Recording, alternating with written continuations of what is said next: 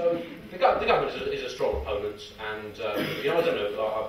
I slightly understand law, but not a great deal. My wife's a lawyer, so I let her deal with any legal wranglings we have. But I'm quite interested in crime, because I was actually a victim of crime not long ago. I had my computer stolen from out the back of my car, which left me with this nagging feeling that somewhere on the comedy circuit there's a group of teenagers from South London doing slightly better versions of all my jokes. And you know, it's very, very complicated. The government always manipulating crime figures. The latest Home Office crime figures show that the overall level of crime has come down, but the level of violent crime has gone up, which I think is wonderful news, because it means we now have fewer criminals, but the ones that are left are actually getting much, much better at it. So the whole system works much more efficiently for us, the consumers of crime. So it's good to see market forces working so well. You know, there's a lot of confusion as well. Basically, it seems that the government at the moment want to remove the troublesome law element from the legal process. Because there's a ready-made replacement for the legal system, which is just to use trial by media, which is far quicker and more efficient, and generally gets a result on the first day. So we could just remove the entire legal system. Of course, there's a slight problem with this, we can't necessarily trust the papers on crime. We saw this a while ago. The government tried to clear up the law on whether or not you're allowed to kill burglars. And they issued a statement saying you can't kill burglars. Tabloid press the next day, massive headline saying you can kill burglars, which was close, I guess. You know, at least they tried. The Daily Star got it even more wrong. They said you can kill buglers. I took that little typographical error across the lives of 17 of our finest, foulest brass eaters. Every time one of the buglers started playing the last post for the previous dead bugler, one just ripped into shreds.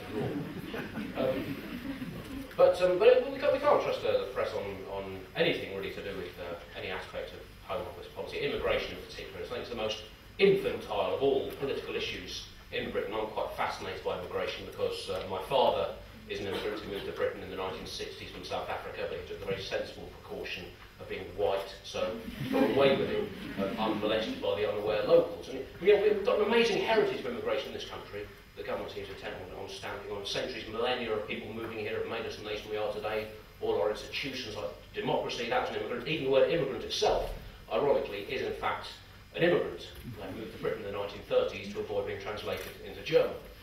So we have this phenomenal heritage of immigration. Our press are amazingly childish about it. Just the other day, I think it was the Sun newspaper had a suggestion that all asylum seekers should be cryogenically frozen until the situation in their home countries has calmed down. Fired by a special humanitarian camp and allowed to thaw out gently in the sun.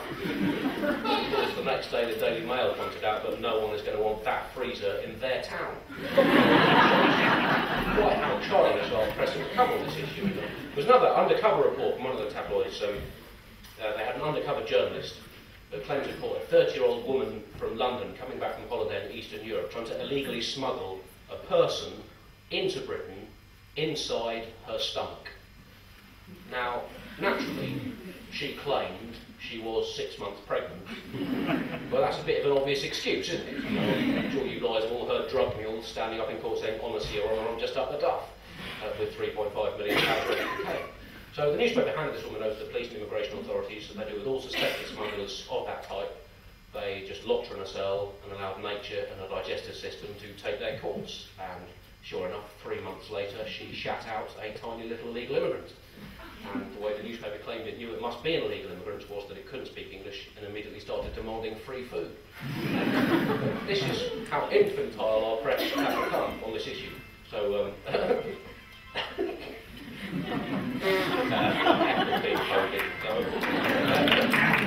Great. So, but also, I don't entirely follow the new anti-terror laws that are they affecting your day-to-day lives as lawyers? The anti-terror laws or not? No. This is a slightly weird situation to be doing stand-up comedy in a fully lit room, people waiting for a lecture. Not really what I'm trained for. But it seemed quite odd. There's sort of this wrangling about whether the detention should be raised up to 42 days detention without trial. It seems to me ridiculous. 42 days. Anyone in favour of 42 days detention or not? clearly it's a wrong number, they've just picked it out of thin air. Clearly it should be 43. Because what happens if you have your terrorist in for 42 days and then you let him out and he does his bit of terror on day 43? How would Gordon Brown sleep with himself at night? I mean, that was his fault. But making it 43 days, statistically, he removes that possibility. So, yeah, it's all about manipulating statistics. And actually, they're possibly anti-terror laws, and I thought they didn't apply to me. But I found out the hard way they do, and I accidentally committed a piece of terror. Completely accidentally. I was just walking through Westminster, innocently playing myself at paper, scissors, stone, as you do, when in the process of doing scissors, I found myself sort of flicking a V sign towards the Houses of Parliament. I was doing stone with it, I was kind of brandishing my fist. Now, this could be seen as an act of aggressive political protest within the 1 kilometre exclusion zone of Parliament, within which you're no longer supposed to protest without prior permission. I thought I could be a terrorist, so I stopped and searched myself. You all have to take personal responsibility, and I found myself in possession of a biscuit in the shape of the American flag, which I thought I could easily eat in quite an aggressive manner near an American. So I thought, well, I clearly am a terrorist now, so I then interned myself without trial or legal representation for these 43 days. I let myself out. I still felt just as much of a terrorist as I had on day 42, so I then put myself on a secret CIA extraordinary rendition flight to an unspecified North African location where I then extraordinarily rendered myself, and which basically involved submerging myself up to my chin in running water and mercilessly lampooning my own love of cricket. At the end of all this, it turned out that I wasn't actually a terrorist. But it just goes to show, doesn't it?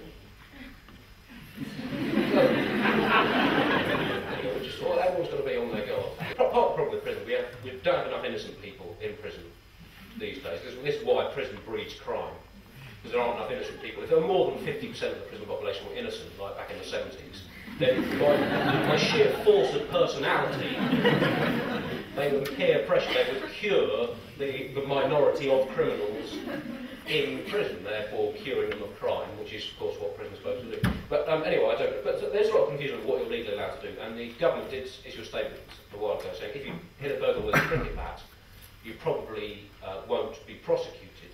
I thought, well, I better check that before I actually do it. So I rang the Home Office, and they said it does actually depend on exactly what shot you're playing. The current government advises that you try a simple forward defensive on the burglar, or maybe just try and tuck the burglar away on the leg side for a cheeky single. Of course, danger really comes if you try and smash the burglar straight back where he came from. You get all kinds of trouble, especially if the burglar moves late. So try and see if he has one side of his face more shiny than the other.